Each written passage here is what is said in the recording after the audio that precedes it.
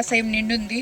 దానివల్ల already 1,00,000 cusec నీళ్లు వదలడం జరిగింది. గతంలో ఇది 2.5 లక్ష అలా వదిలినప్పుడు ఇక్కడ ఫస్ట్ ముదువర్తి పాళెం దగ్గర ఉన్న ఈ పెన్నా నది పొర్లుకట్లకు గండిపడి ఊర్ల మీదకి వచ్చి జనం చాలా ఇబ్బంది పడడం జరిగింది.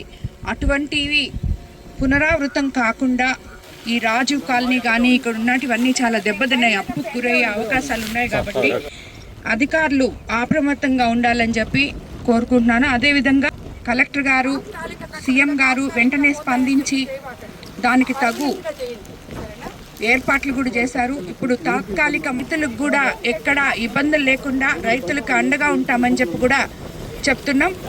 మత్స్యకార సోదరులు వేటకి వెళ్ళొద్దు అని చెప్పినప్పుడు తప్పకుండా జాగ్రత్తలు పాటించాలి. ఎవరు కూడా అటువైపు వెళ్లకుండా జాగ్రత్తగా ఉండాలని చెప్పి కూడా